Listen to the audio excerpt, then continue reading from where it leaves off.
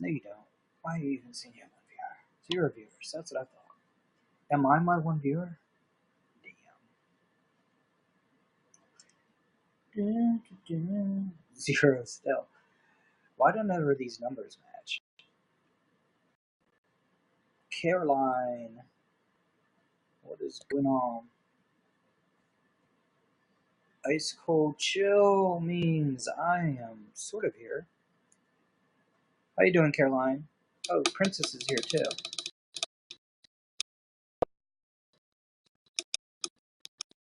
That's not a good motivation to broadcast just because I'm bored. I guess I should have went in bored, but I'm too bored to go bored. How you doing tonight? I hope I don't bore you to tears. But when I'm in chill mode, I'm not really trying to be entertaining in any way, which is a crime on YouNow.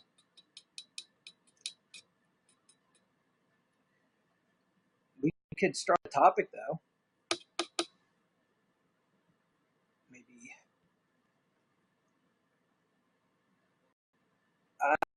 that would be nice, right? I mean, I loved Colorado. Kiki, what's going on?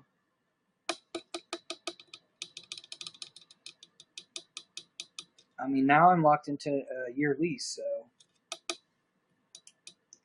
that's a whole story, isn't it? So, what are we talking about tonight? How you doing, Kiki?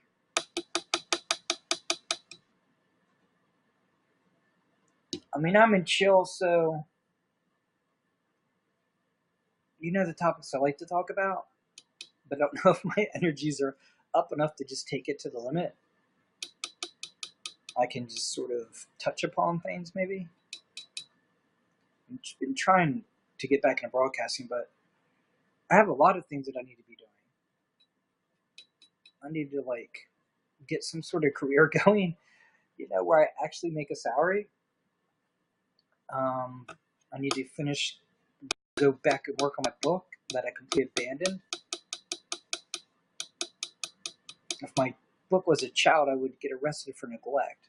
I mean, it's a lot of work, and I just threw in the towel for a minute. Synchronicity. That's a damn interesting topic, isn't it? I kind of made up the saying that coincidence is just God's way of winking at you.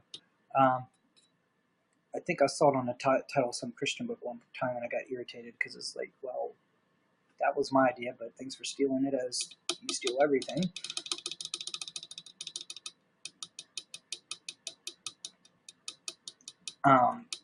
But synchronicity.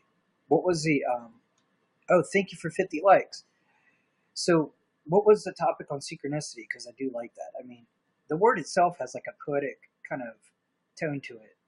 Kind of touches me in a lot of different ways, but that's because I know the meaning of the word, and I've experienced things, both positive and negative.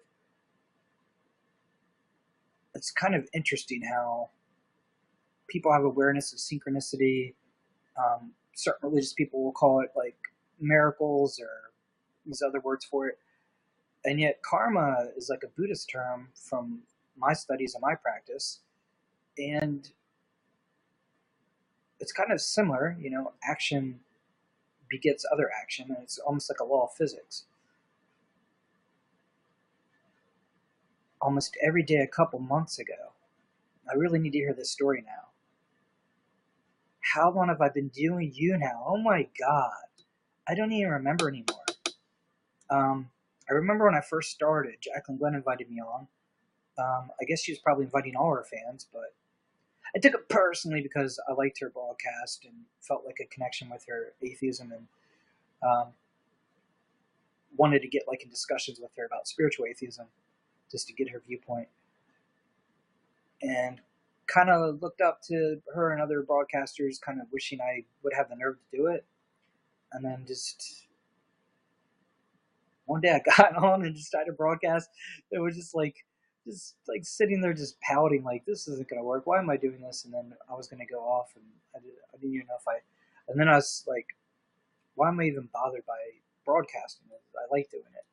It's weird. It was a weird transition from looking at it like getting up on stage or something to just realizing I can just chill and be myself, and if it works, it works, and if it doesn't, it doesn't.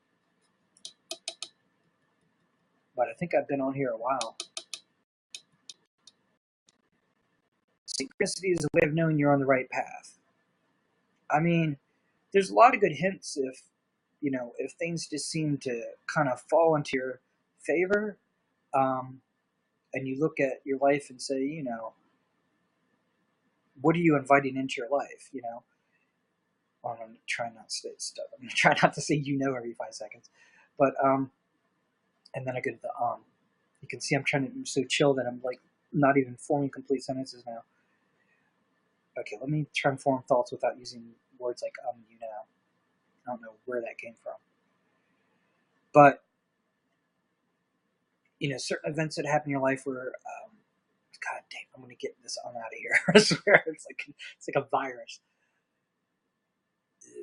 The more I fight it, the more it keeps trying to take over. Is I'm a meme, or is it just some kind of speech defect?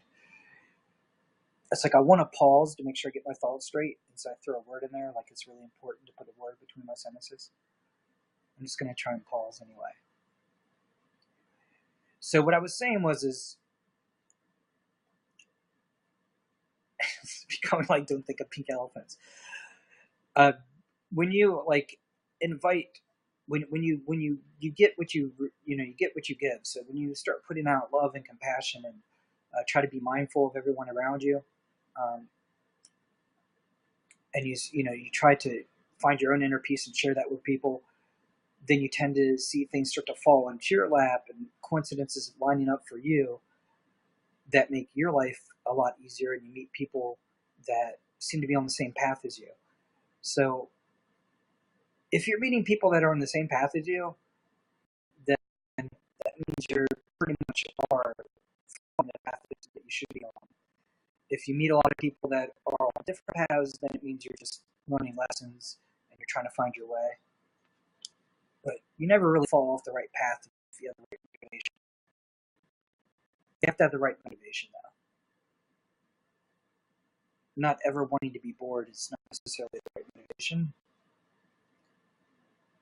But people get very bored with the idea of peacefulness, and yet they complain every time they go through too much drama or suffering. You can't have it both ways. If you never want to be bored, but you're in constant suffering because there's always drama going on around you, it might be a clue that you have a conflict of interest as far as what you actually are seeking in your life.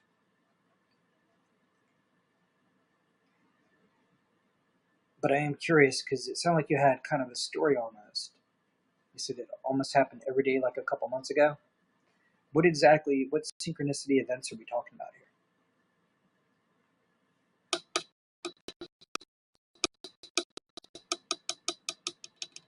Fidgeting without my fidget spinner.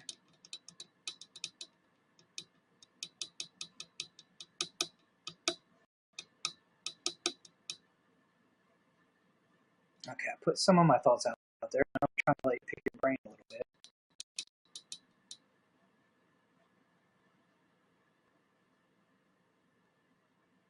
Wait a second, you asked me a question, you're not here, or is that you now?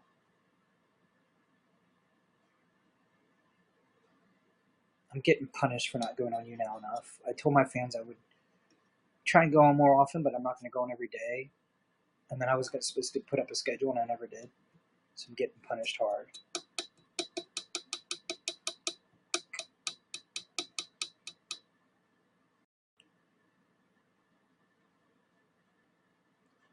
Is anyone still in the room?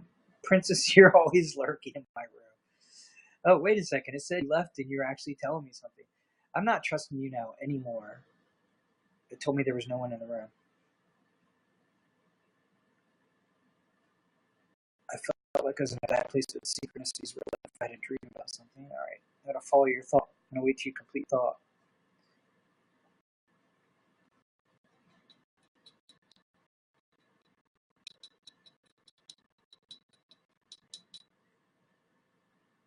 What's going on, Jason? I'm still waiting for Kiki to complete their thought.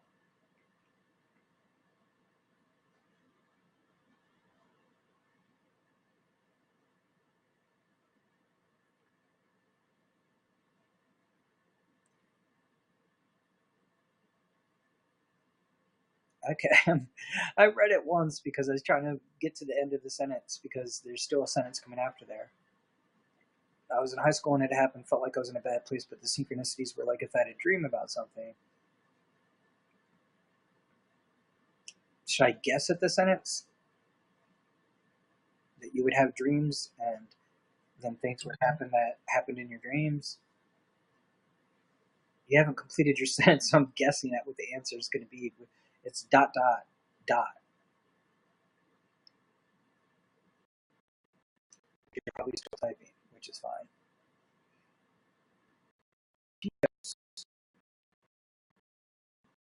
Oh, wait, you put up a longer comment and it won't let you type the rest of it. YouNow needs to expand their amount of text. You know, a lot of people on YouNow complain that, that there's a lot of entertainment value in simple broadcasts or girls are just putting on makeup or whatever or dancing, but people would like to see like deeper content. But if we can only like type one or two sentences at a time, and once we try and type in a third sentence, the whole thing blocks you out. It's going to be pretty hard to have a deeper conversation. So, were you saying that, Kiki? Were you mentioning about dreams because um, things would happen that happened in your dreams?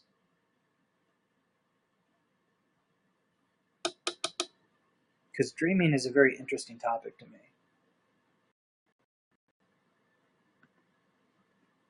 A lot of atheists and materialists try and discount dreaming as completely irrelevant to anything, and it's just the brain reorganizing itself. But really, they don't have any explanation that really makes any sense. It's kind of like the hard problem of consciousness. But we're supposed to see it all as coincidence that when it comes to the consciousness and our ability to be aware and have a quality of experience, um, and the fact that we have no explanation for why we dream. I mean, I could make a list of all the things that are supposed to be coincidences. that we can't explain it, but hey, we still just live in a material world and we shouldn't even think about it, right? Someone talked about the topic of my dream randomly the day after I had the dream. That's interesting. I mean, I've had visions and I've had dreams where it almost seemed like I was like having a premonition. The only time that I would have dreams where the subject of the dream would come up was me and my cousin were actually trying to find out if dreaming had anything to do with some other level of reality because we both studied shamanism, and so we would try to enter in each other's dreams. And when we did that, if I saw him, I'd write down the dream, and he'd write down his dream, and then we could both say, "Well, yeah, I saw you in my dream," but there's no proof of it until we basically compare notes. And a lot of times we would compare notes, and he would know in detail what I was going to say after I read some of the note. He would know the rest of it because in his notes he had the same experience. Um, Now, if we could document that scientifically, it'd be interesting. Because I mean, I'm not lying to you, and I did experience it. So if we could document that and put some sort of proof into that, it'd be interesting to know how scientists would explain that away. I guess they could just keep throwing the word coincidence. After a while, the word coincidence becomes absurd, doesn't it? What's it? Twice as a coincidence, three times as a pattern. So you can't call it coincidence anymore once it happens continuously. Then it's a pattern, and it has to have an explanation after that. You can't just say, "Oh, it's just a coincidence." Was it a lot of times when deeply religious people would tell atheists that they had certain experiences and certain things would fall into place, whether it be synchronicity or whatever, they say, well, it's just a coincidence. And they have a point that if you're constantly trying to live in that fascinating reality where everything you predict comes true, or you just want to live in a world where things are always interesting and everything's a miracle. You take it too far, and what they pointed out is we don't count our misses. So every time we think something's going to happen, we predict something, we don't count the times that it doesn't happen. But where they kind of fail on it really badly is when you take a specific experience, like when you know the phone's report does, or even more ridiculous, you know who's on the other end. And sometimes it's not somebody who calls you all the time, but somebody you haven't even heard from in a while. When they try and call that coincidence and say, yeah, but I mean, I can give you a list of things that they genuinely point out people just who think everything's a miracle, everything's synchronicity, everything's interesting. But as far as knowing who's calling when the phone's ringing, and picking up the phone and knowing who it is, even if it's somebody you haven't talked to for a while,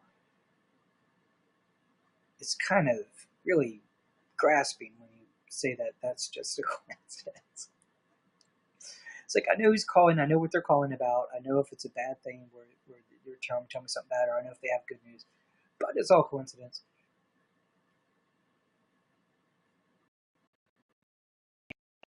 Detail that you're not impacted before somebody has to say something weird is going on.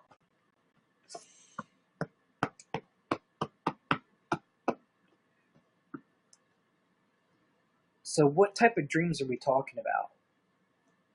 Because I could play devil's advocate the way the atheist would say, well, if you dream about some random object like, a pencil or something, I don't know, that's a horrible idea. I'm just trying to come up with something really random and not really that special. And somebody's talking about how they went to the store to buy pencils for their kid or something. Um, that could definitely be a coincidence. But if it's something really specific, something that people are not likely to be talking about, I mean, again, they could say, if it's something that's on your mind because you saw it in the news or in a movie and everybody's talking about it, and therefore you dreamed about it, then people are talking about it, they would have been talking about it anyway. But that's just examples of things that could be explained away. I'm sure there are examples of things that aren't that easy to explain away, though. I think where they get fed up is when people are telling their experiences and they use it to justify a belief in a specific religion. Like, it only happens to you if you believe such and such religion, which is kind of ridiculous. I'll give them that. Mayandolf. Is that how you say your name? Or Melandolf? I had more situations that seemed the same, or maybe I was just realizing everything more. That's the other thing, is a lot of things we realize on our spiritual path, sometimes we think we realize it, and we realize it on enough level that we learn from it, and we're kind of blown away by it. And we use it, and we learn from it, and we call it a spiritual experience or epiphany. And then years later, we have a deeper experience and start connecting all the experiences that are like it, and we start having a realization deeper, where we just start feeling it in our gut, start feeling deja vu, and just all kinds of deep spiritual feeling where we're just like, I got to do something real with this and not just, be fascinated with it. Many times I've thought that I'd realized something on a really deep level, and months or years later, I'd realize on a much deeper level, where I literally am like ready to make a huge change in my life just based on how deep the realization is.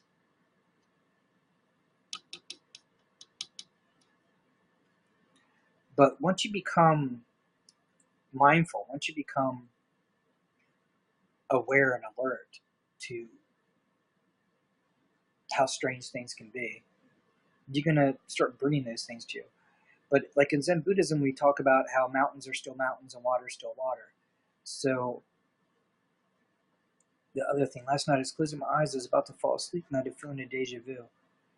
The deja vu is definitely a sign of waking up. The more intense the deja vu becomes, the more intense the feeling that you're waking up. And then you have to start questioning what you're waking up.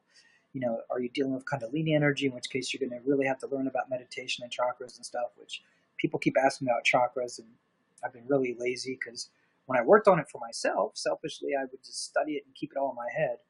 And because I haven't been working on a lot of stuff. I don't keep it all in my head anymore.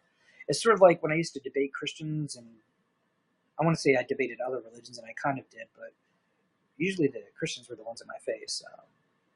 I didn't really get a lot of people uh, proselytizing, or is that the word, to me about Jewish, or I did get a few Muslims, but anyway, when people would, I lost my train of thought here for a second. Yep, I lost it. Wow, I just showed my age because you're talking about feelings of deja vu. Okay, that's what I get. I'm in such a chill mode that I'm not even trying to like follow my own thought patterns. But one of these problems is, I talk about I have no memory and I'm getting older and all this stuff, and no, I've had some memory issues, but really, I think a lot of it's caused because I've achieved like a state of mind where I keep my mind blank huge amounts of time, especially when I'm just trying to relax. And when my mind is blank and there's no thoughts in there, then I'm speaking the thoughts as they pop into my head, and it gets even more strange than that, where I'm speaking to you, and obviously I'm aware and I'm speaking from my mind, but I'm still not having any thoughts. I'm not even speaking thoughts. I'm just speaking. I can't even explain it really. Manifestation.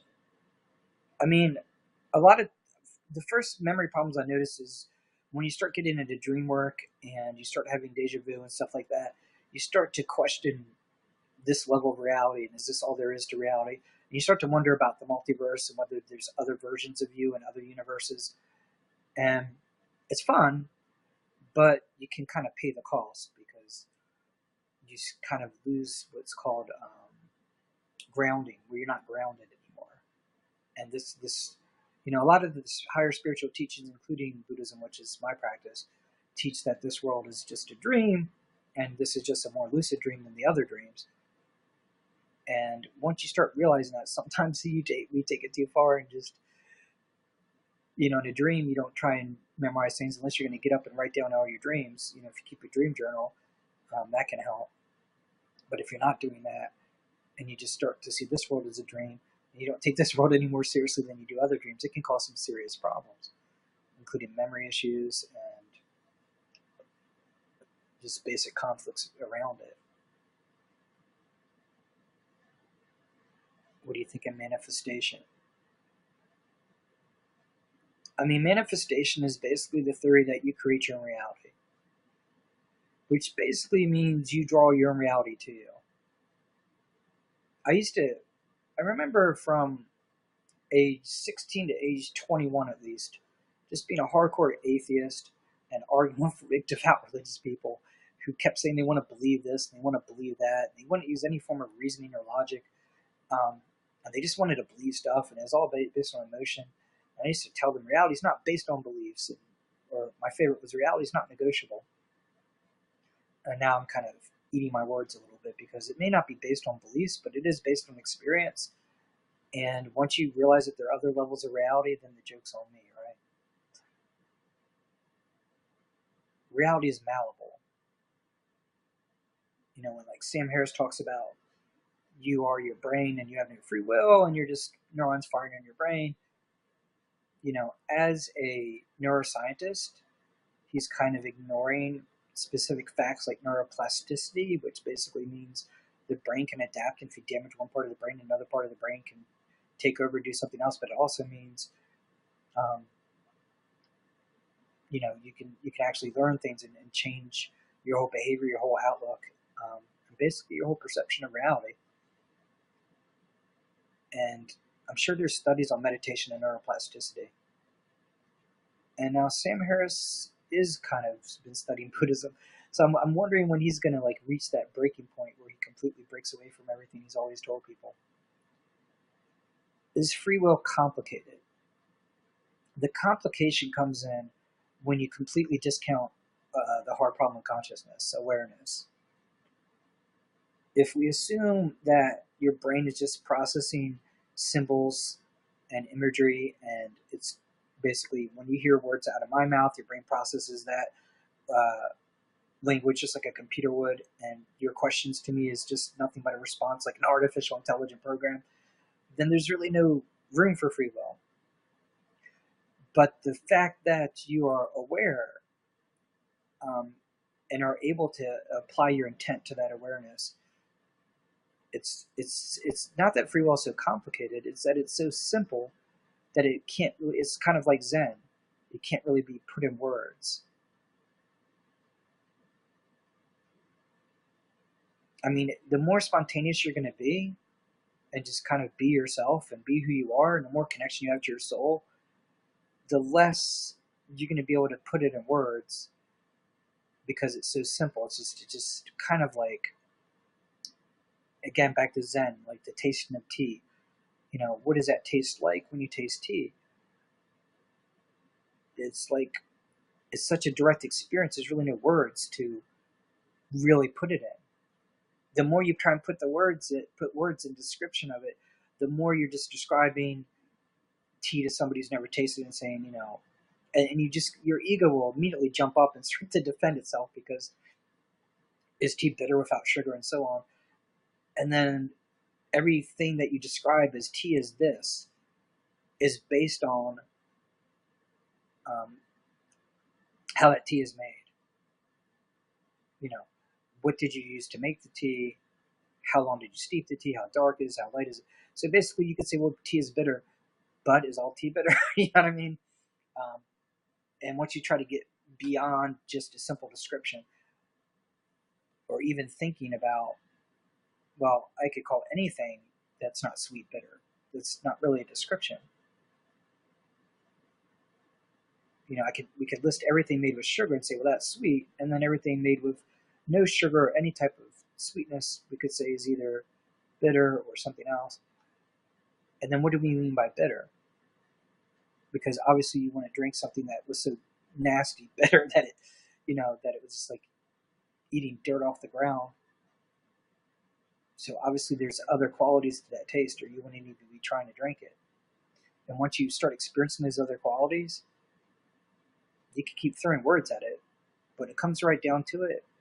Nobody's going to directly experience what you experienced unless they drink it. And even if they drink the same tea you're drinking, they might have an experience that is in some ways totally 100% different from you, and in other ways exactly the same as you. And that, to me, is just like what epitomizes the nature of reality. Is we all connect on the same level. We all have an understanding where we can connect and experience each other, where we know we're the same, and yet there's all this variety and difference in our experience.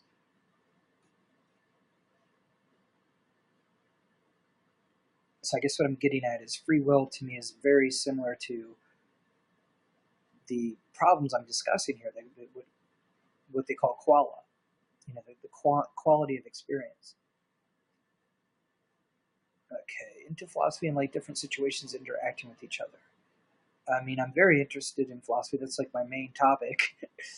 Metaphysics, the nature of reality, is pretty much my focus. But as far as situations interacting with each other, are we? I think Are you referring to synchronicity, where it just seems like every coincidence kind of pushes you into another coincidence? I think that's kind of where it's kind of like what comedians notice. It's just the humor of how absurd things are. Sometimes they're absurd in horrible ways if you just draw the wrong energy to, and sometimes they're absurd in really funny ways that kind of in some ways are inspiring. And then of course the word absurd becomes absurd because it has once a word has too many definitions, it no longer has any meaning to it. But yeah, definitely, I do think that situations that seem not connected can interact with each other on many levels.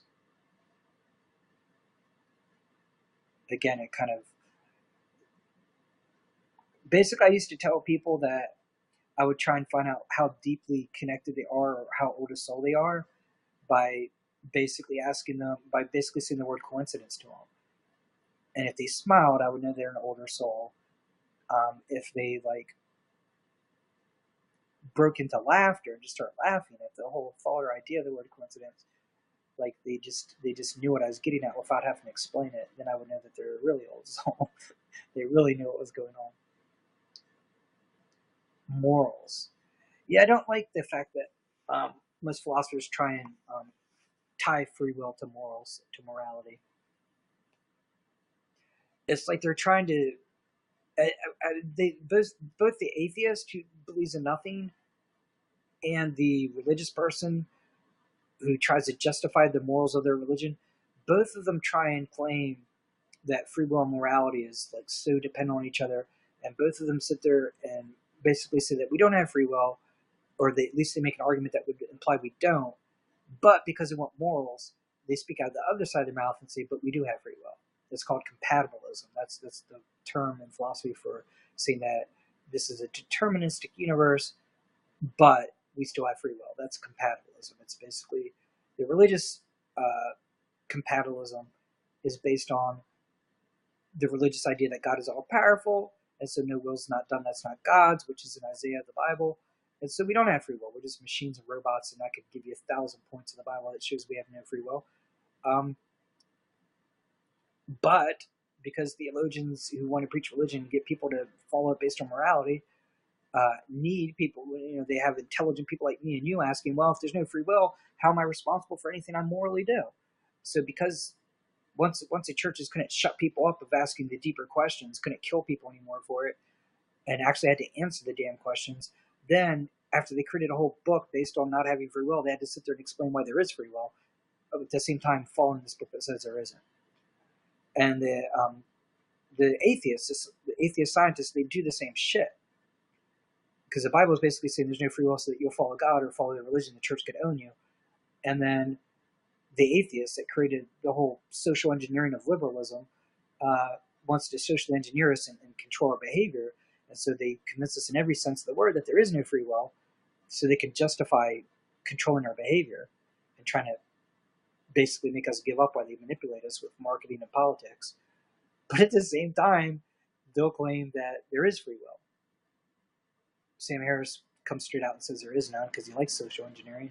I don't know if he's changed his position yet, but someone like Daniel C. Dennett, a philosopher who realizes what problems this causes, comes out with compatibilism and says, yeah, you're right, but still we have free will because it's convenient to say we do have it.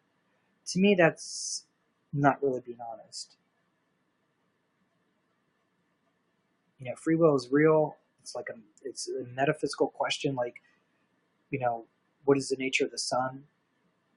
Does it exist, and what level does it exist? Is it material? Is it energy? I guess if you talk about the sun, you wouldn't be considered a philosophical question because you can answer it all scientifically.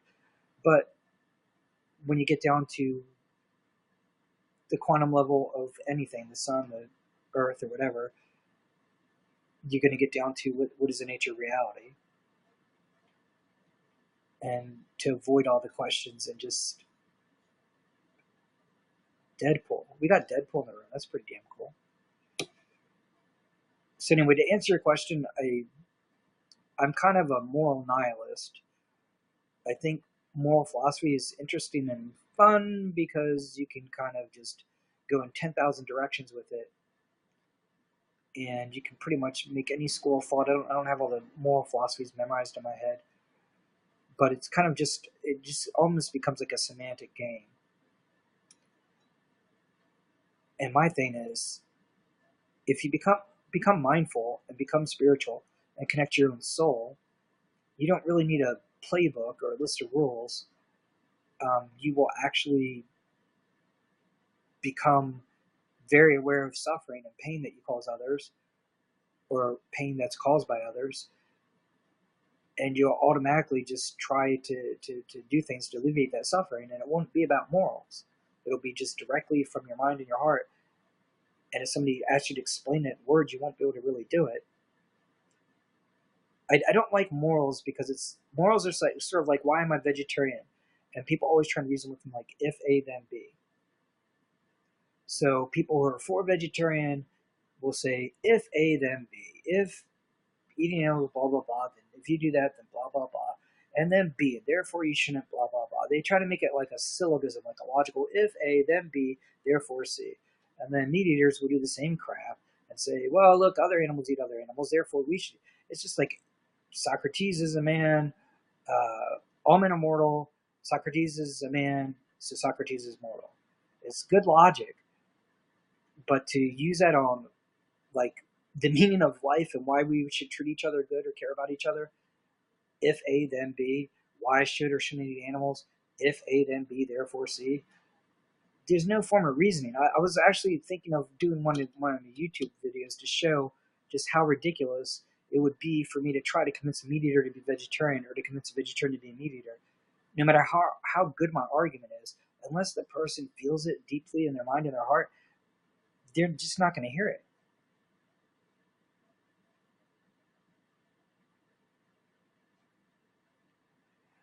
I mean, obviously the brain is involved, but it's kind of like the joke where I'd get in arguments with atheists, and I've been called myself an atheist for a long time, but I'm just not a very committed atheist. I'm like, that's why I call myself a spiritual atheist, because I'm just not committed to most of it.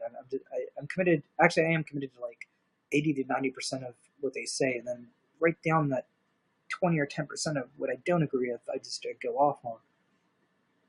But I mean, a lot of times when I get arguments with atheists, they would say, look, you don't have a soul, and I know it because I am my body. And I'm like, okay, but a minute ago you said you are your brain.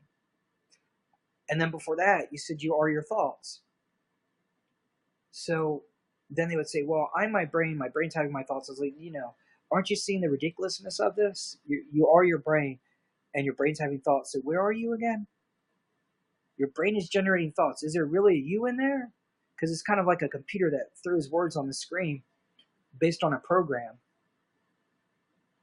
And if the program on the computer says, I am my thoughts, and I know it's a computer just throwing these words out because I like to, I basically put all the words in that the computer's allowed to use, I wouldn't really be convinced that that computer was having thoughts.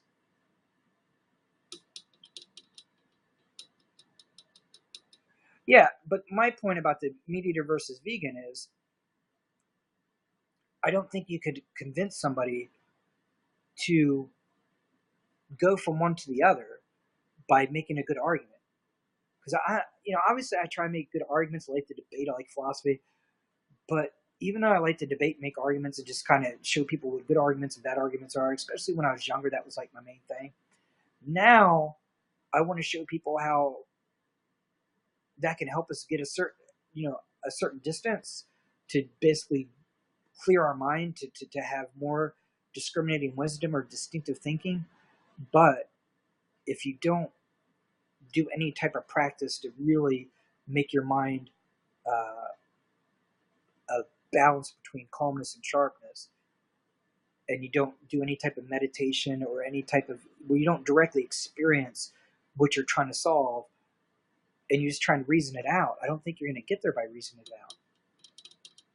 I don't think you can convince someone to change their morals. I think it's not even desirable. I mean, think, whatever, how you want to word it, that animals suffer just like human beings. And so I don't want to see them suffer. And then if you use reasoning, if A, then B, therefore C, then somebody could very easily say to me, look, Brian, there's a lot of animals that are being tortured on farms and being treated really, really bad. But hunters, not all hunters, but some, actually just want food, and they'll do everything they can to cause the least amount of harm and suffering, and will kill that animal instantly and make sure it has little or no pain and that it's very quick. And then they'll put the question to me, so would you want to partake of that?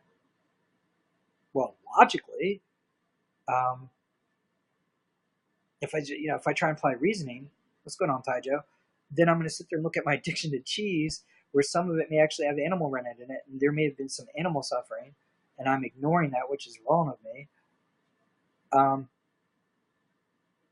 And yet I pull back at the idea of somebody killing a deer and saying, would you like to have a piece of this? No, I don't want you killed an animal. No, it's horrible.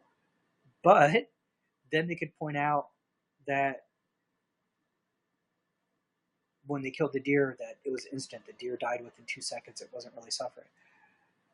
So where's the reasoning? Where I'm not gonna. If I don't eat animals, I'm just not gonna eat it. I'm just not gonna. I'm not. I can't reason it out to you. I can't tell you. I can't tell you that they're wrong. I can't tell you that animals that are suffering on the farm is causing much more pain. I can't. Well, thank you, Taijo, for the 400 likes. I can't tell you that that deer that died instantly. Um, it's wrong for you to eat that meat uh, as equally as it is for the poor animal that suffers and gets tortured on the farms.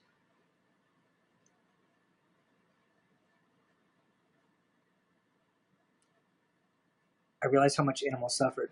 When you say you realized how much animals suffered, did you reason it out, or did you actually see it, like experience it, like directly have a direct experience of it? Do you trolling me, Taijo? Plants suffer. So like when an apple falls from the tree, it's the same as me like putting a cow through a bunch of blades while it's alive. Are you really making that argument, Taijo?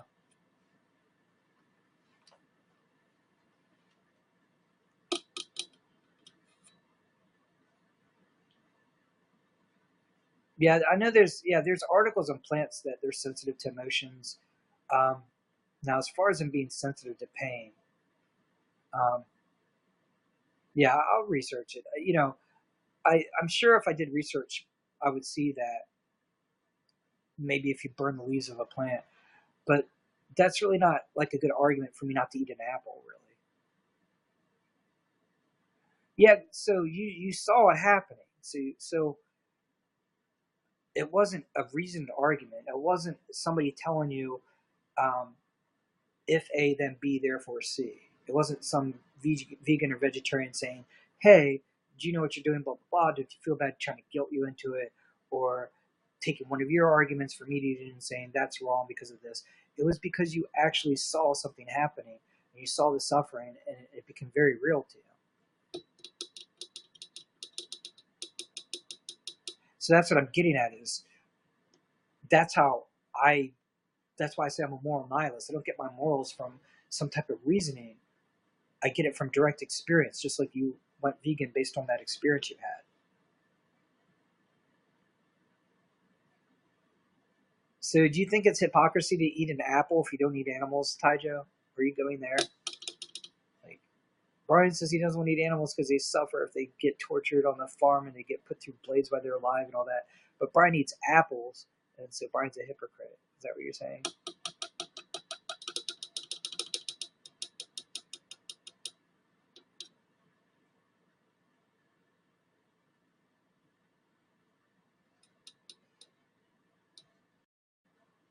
Meat eaters are funny. If they want to do what they want to do, nobody's going to convince them different. But some of their arguments is it's almost like arguing with a Christian who just basically says, "Well, I know God's real because the Bible says God's real, and I know that the Bible's true because God says the Bible's true, and I know that God says the Bible's true because it says so in the Bible."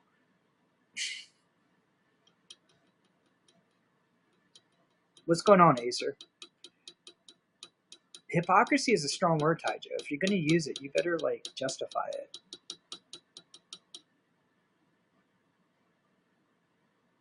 I do. I think meat eaters are funny. It's not that I have any problem. Everyone's gonna. There's 100 things I do that I'm sure people would question. That's not what I mean. I'm not trying to like pick or judge people. I don't mean they're funny like I think there's something wrong with them. I just mean their arguments are funny. I just they're sometimes their reasoning is just it just reminds me of, like I said, it just reminds me of Christians. When they make arguments that make no that there's not really good reasoning behind it.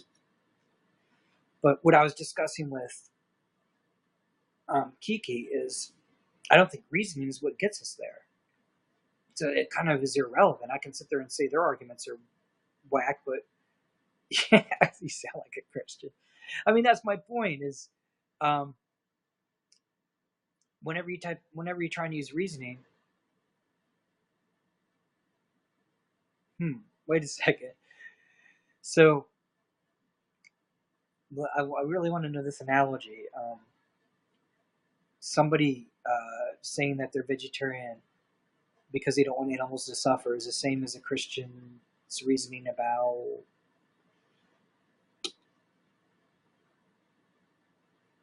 what about telling you that slurs you're saying are offensive and you stop using that word?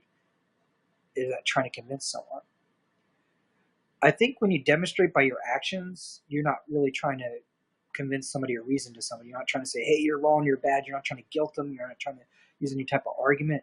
When you try to be more loving towards people and try and accept all people and try and help people when you can, get people food when they're hungry, and you basically just demonstrate by being, by your who you are, by how you behave, and you're not really trying to convince people, but it's not bad when they notice that you're helping people and it makes you happier, it makes them happier, and so they start to learn from your example. They want plants to suffer more than animals. Do you say you want that Christians want plants to suffer more than animals? Wait, I'm not following your reason at all, Acer. You sound like a Christian. They want plants to suffer more than animals. Want plants to suffer. What is about plants suffering?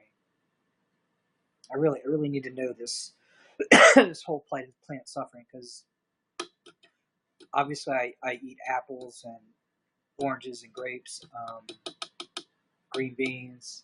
What is the suffering that I'm causing? But plus, I do find it amusing that meat eaters use the thing of the plant suffering, because, to my knowledge, the majority of meat eaters also eat vegetables. So why they're kind of trying to make vegetarians or vegans feel bad, like, how do you know plants aren't suffering? They got green beans with their ham. You know what I mean? They're I've I'm sure it exists, but I've never met a meat eater that has never put vegetables next to their meat.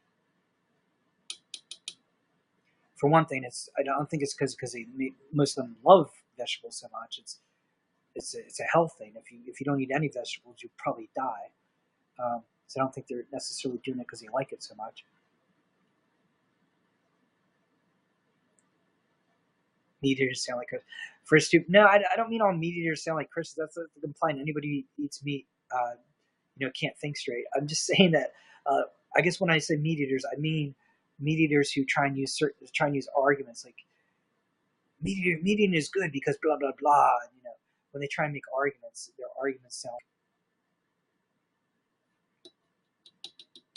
So to defend the argument, I always get in trouble when I generalize. Women this, meat eaters that, vegetarians that, Christians this. Um, of course, I'm going to get in trouble because there's how many people in the world? 7.6 billion or something. Any label you put on a person, um, it's gonna. Even if I was right about 10% or 50% of them, even if I was right about 90% of them, there's always going to be the exception to the rule. It's always deeper than you can get when you just try to generalize and just say. I'm just saying arguments that I have heard Christians use. A lot of them are weak, and when you watch like very intelligent people debate, like William Lane Craig or whatever, they use the same damn arguments, and they're not very convincing. That's why atheists can destroy them so easily. And I'm just saying, a lot of times when meat eaters debate vegetarians, they use kind of the same lack of reasoning. But then again, vegetarians aren't really using reasoning to either, because a lot of them are trying to make you feel for what you do, which is why I keep saying that you can't get people to any viewpoint by reasoning them to it, by making arguments and saying they're A, therefore B, therefore C, so you should think the way I do. You can't get people there that way.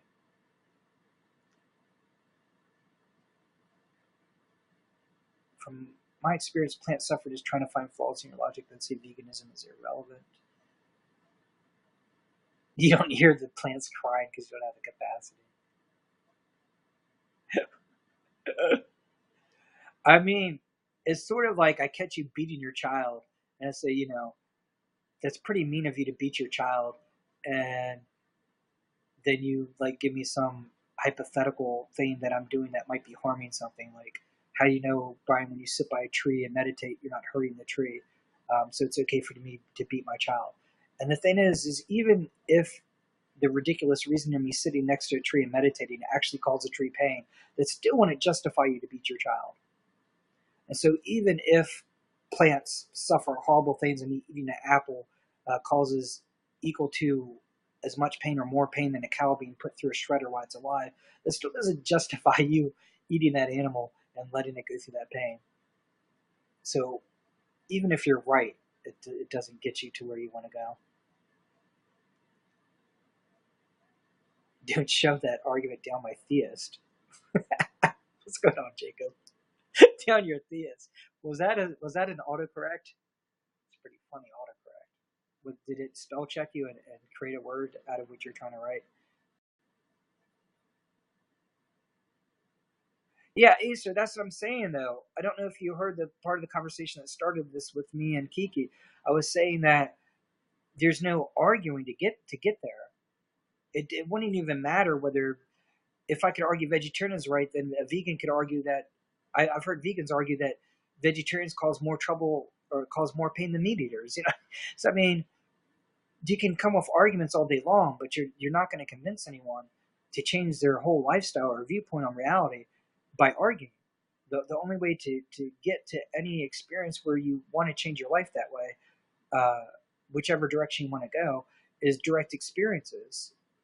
Kiki was saying that she watched videos of animals being slaughtered and it got to her. It wasn't an argument. It wasn't any type of reasoning or any type of therefore B, therefore C, or anything about meat eaters or vegetarians. It wasn't any argument at all. It was a direct experience. It couldn't have been any more direct than if she was just sitting there at a slaughterhouse watching it happen. Malapropism. Dane, Taija, you going to make me look up words now? What the heck is that word?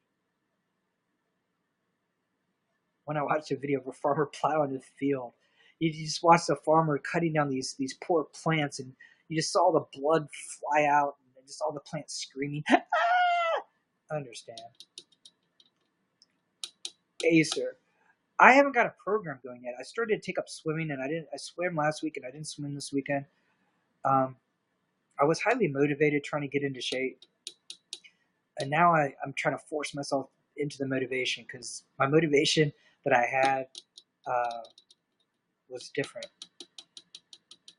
It's like I wanted to get in better shape and get in better health, because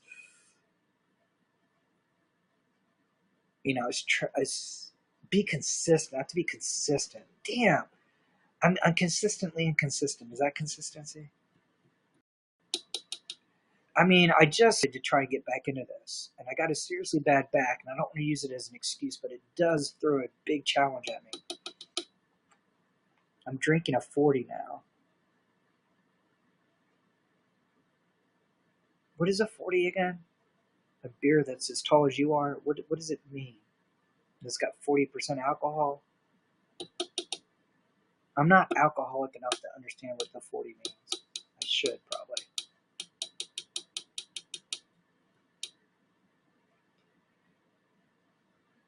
A 40 is 40-ounce malt liquor. Okay. I mean, I'm supposed to be practicing Buddhist, and I'm supposed to have right motivations for things.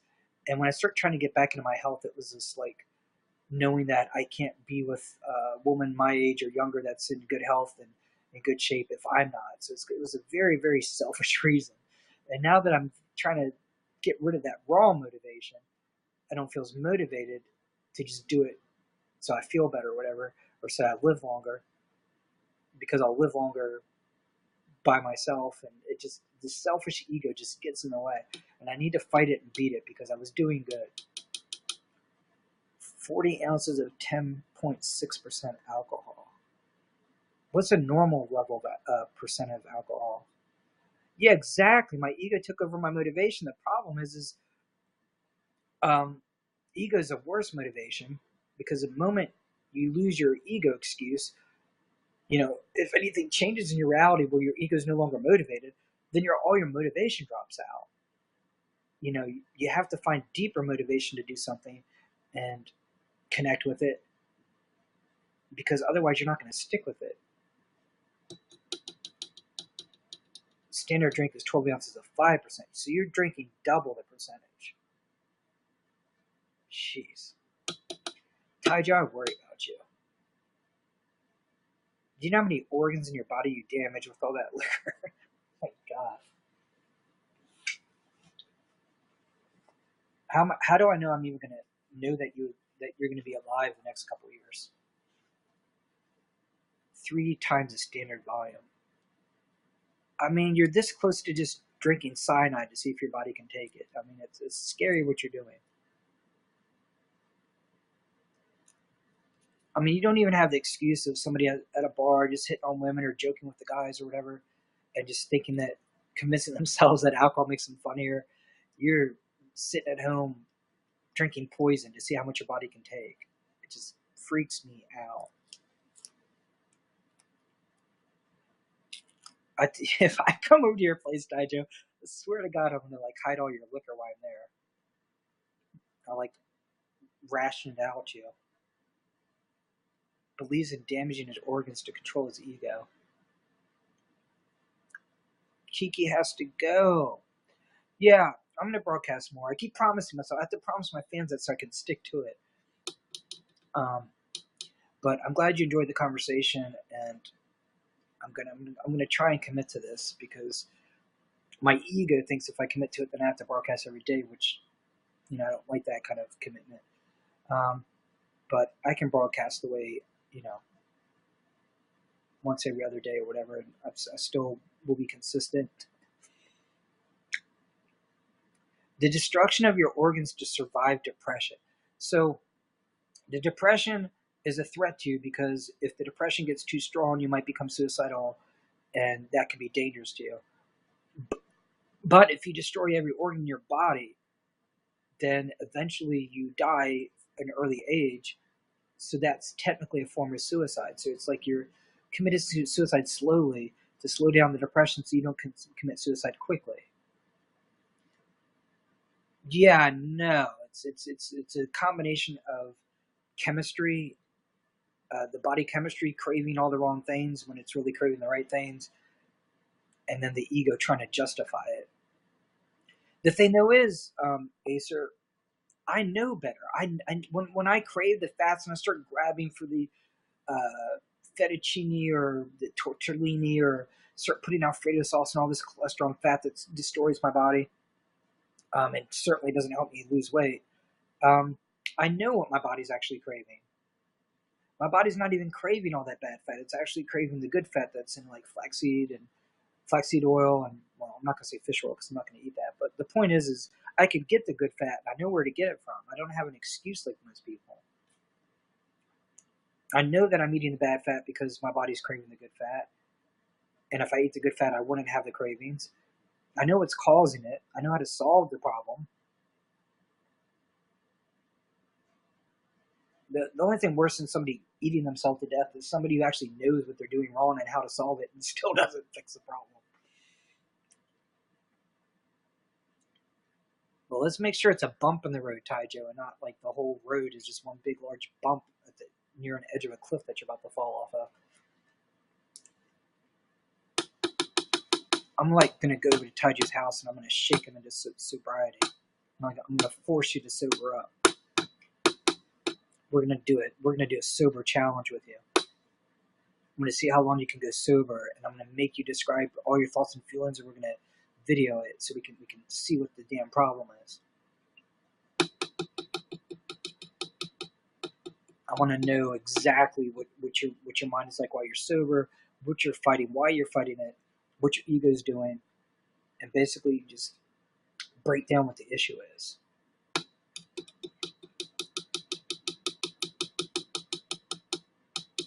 And you're in Oklahoma. I know where you are.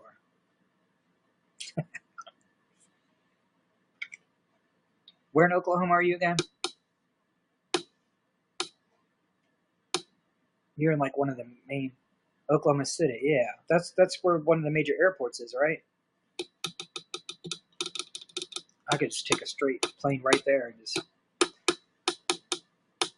and I got it, but I got to get you. I can't sit there and go over there and try and shake you out of alcoholism if I'm not going to change my eating and start working out and start getting myself straight.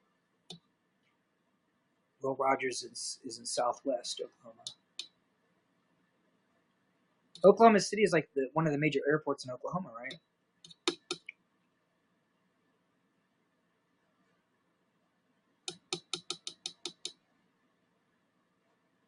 Force me to exercise. I wish you would, Acer.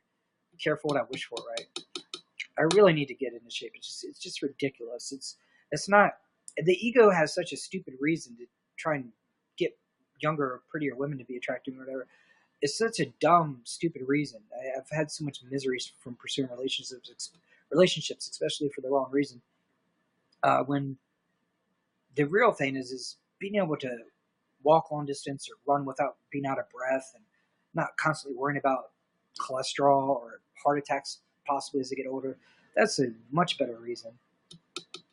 Defend myself. Oh my God. I don't want to live in that reality. I always attract the women that want me to defend them from psychopaths.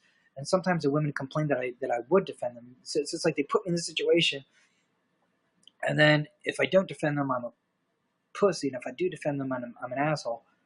I don't want to be in that reality. I run without being out of breath is a side effect of exercise. Yeah, I know. But I have breathing problems anyway. So even when I get into shape, there's going to be issues unless I live in a right place. Like when I was in Colorado, I didn't even seem to have that many breathing problems.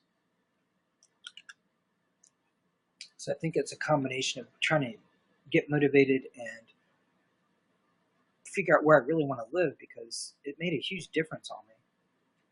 Do I own any guns? No, I don't own any guns. You know, I believe in the was it the Fourth Amendment? I think the right to own guns. I'll constantly defend that all the rights of the Constitution are important and we should have those rights, but I don't own any. Walking, walking. That's the simplest thing, man. I just got to do it. I mean, summer's starting to be over now, so it should get cooler, and I like to walk at nights. It's like, yeah, you're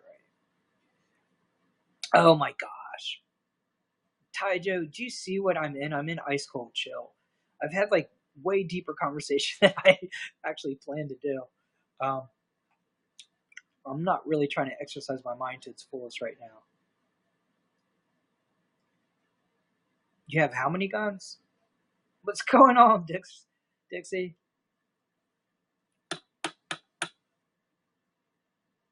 I haven't seen Dixie in a while.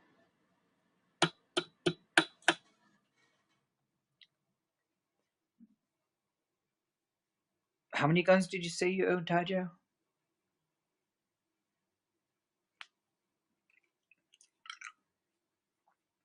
How did we get to discussing guns anyway? Acer is going to motivate me. I'm seriously going to get back into this.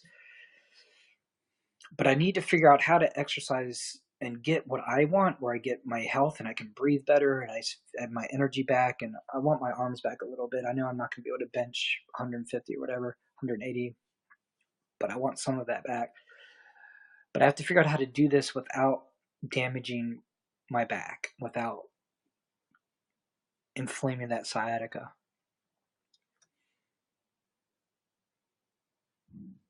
How do you know I sleep more? Are you stalking me, Acer? Or you just know that people who become overweight sleep more? Because it's like you get very specific.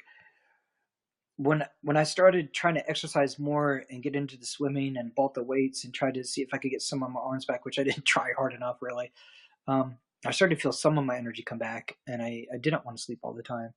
And then as I kind of got lazy on it, my energy started going away again. But I need to motivate myself because I didn't do much exercise and I still got a significant amount of energy back. I mean, I wasn't back to my 19-year-old self, but I definitely felt a big difference. And that was from just making the tiniest bit of effort. So if I could just make real effort, I'd be a lot better. It's easier to walk around than swimming.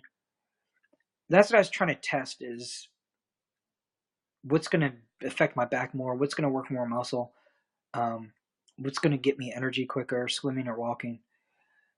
And because it's so hot in summer, I was like, let me try swimming. And then the first thing I did is when I went in the swimming pool, that nasty water got in my eyes, and I was breathing. I was like, I immediately went out and bought stuff trying to cover my eyes up and stuff. Going to the park and walking 30 minutes. You're saying 30 minutes a day is going to make that kind of effect on someone? I mean, I guess it's a good start. It's better than not doing anything, which is what I'm doing now.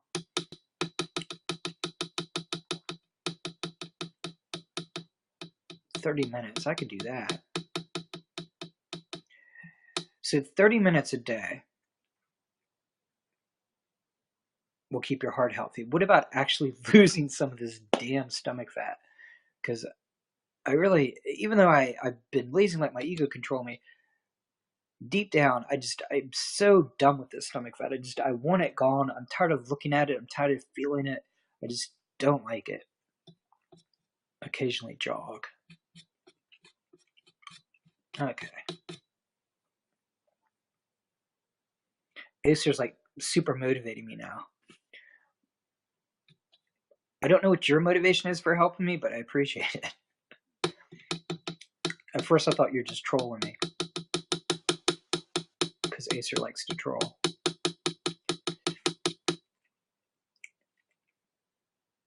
To stop eating. It's not how much food you eat, it's the crap you do eat, though. But yeah, it is kind of part of how much you eat, because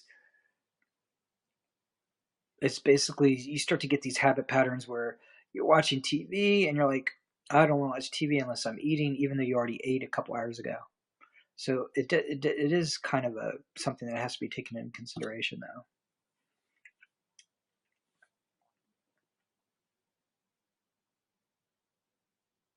Diet has more effect on.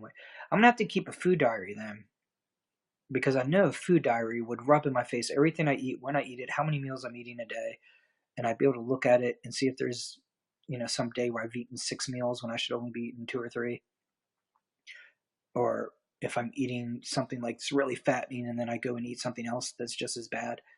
I think a food diary would help me a lot. Hi, Joe. I can't even get into that. I was hoping she would come in the room and talk to me, to be honest with you.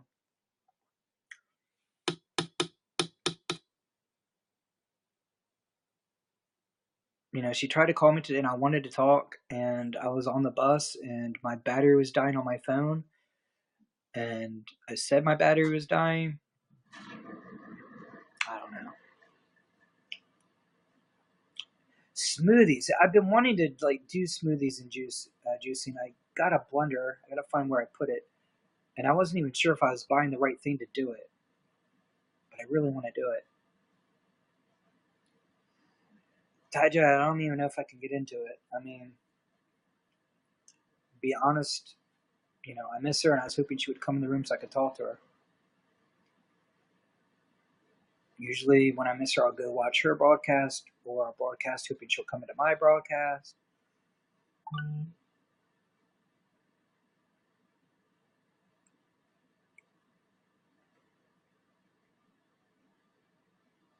I mean, it's such a private thing, and when we were constantly broadcasting together and trying to be with each other and stuff, a lot of stuff that I thought should be private just became very unprivate.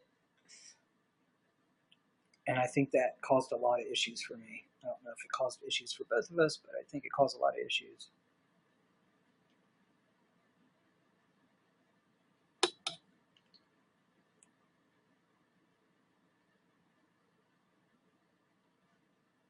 I'm going to put that in a note. If I don't write things down, I won't do them. It's kind of ridiculous, but it's true. Is my computer locked up? This laptop is enough to just drive a person to drink. This laptop locks up so many damn times. It's almost like I don't even have a computer.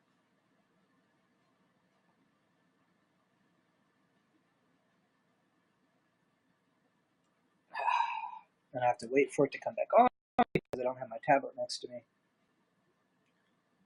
Yeah. I mean, I don't want to go into detail because, you know, if I go into detail, then you know,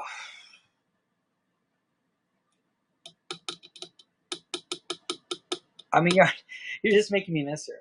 Is basically what's happening right now.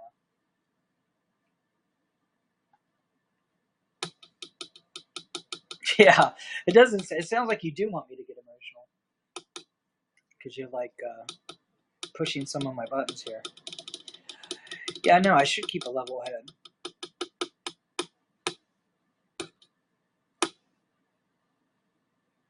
No, I mean, when someone's with somebody else, then I'm frustrated. I'm hurting. I'm not enjoying that. So I was like going back on the dating services, talking to people there. Um, not really into it, but at least it distracted me.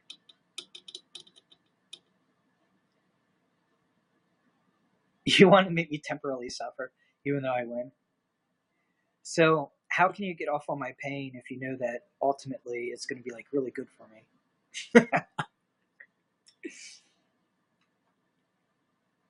It's like I want you to suffer, Brian, even though I know it's going to actually make your life better. So what is your motivation to make me suffer or to make my life better? YouNow, what's going on? I'm trying to get back into my laptop so I can notate what I want to do here because I think the food diary is a really good idea and it can help me get motivated.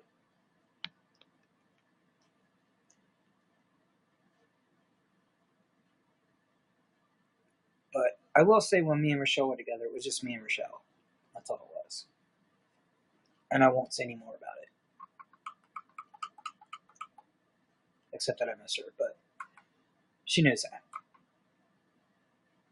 I hope she knows that.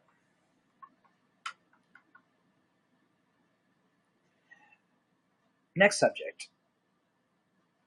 Find an amazing hobby. Yeah, that's true, Taiju. I missed that comment. Yeah. I really got to maybe taking up exercise would be a good hobby. Something to distract me that's actually good for me.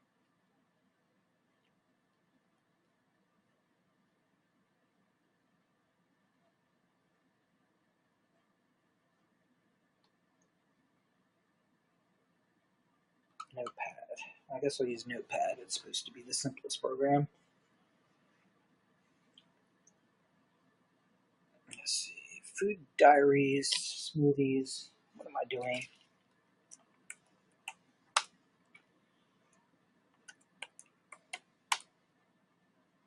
I'm gonna have to get some of these programs I used to have on my Kindle onto my actual new tablet because I had like a really good program that let me keep all the diaries I want.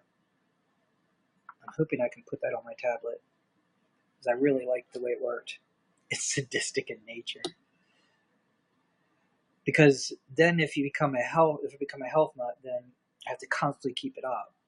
That's my one problem with it, where I lose my motivation is I lost 10 pounds before, and my thing was to lose 20 pounds, I have to keep the 10 pounds off, do anything I can so that I don't get the 10 pounds back, and lose another 10 pounds on top of that.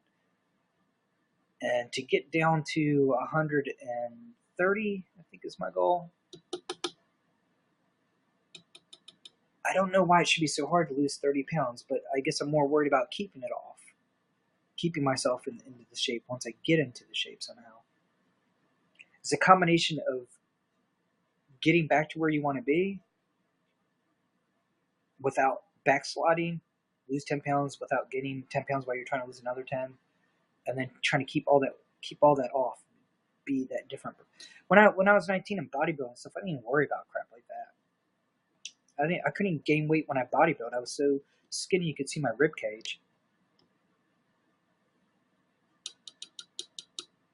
And that was until I hurt my back, and then when I hit 30, suddenly my metabolism that was so super fast and out of control slowed down to normal and then just slowed down. I'm still trying to figure out why Taiju's talking about grasshoppers though.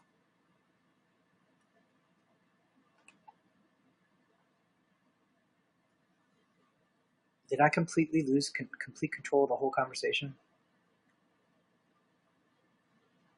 Or did the conversation just stop? What did I do? We're having a conversation, and the conversation was about morals, about vegetarianism. Then it turned to about meat eating. Then it turned out to motivation about exercise, and then it turned about my relationships. And now it just seemed to completely come to a complete halt. Like I don't even know how long I've been broadcasting.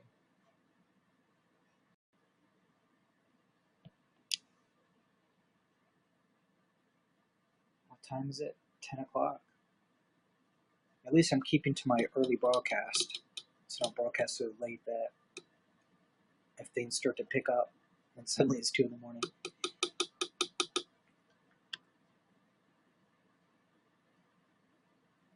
says I have 2 viewers, and it says I have 4 viewers.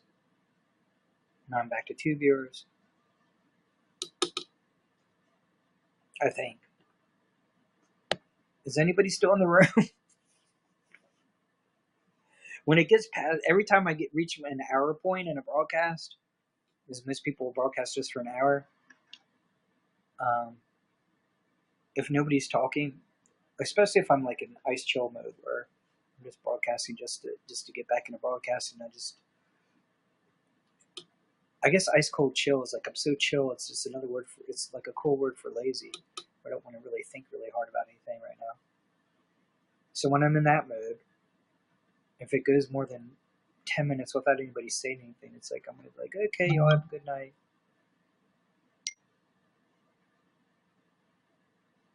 All right, well, like I said, I do have Tinder and I do have some other dating apps and stuff.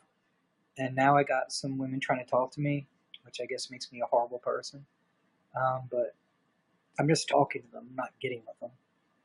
And now I'm getting a bunch of messages. So I'm going to go ahead and end this broadcast. And I'm going to start broadcasting more because it's fun.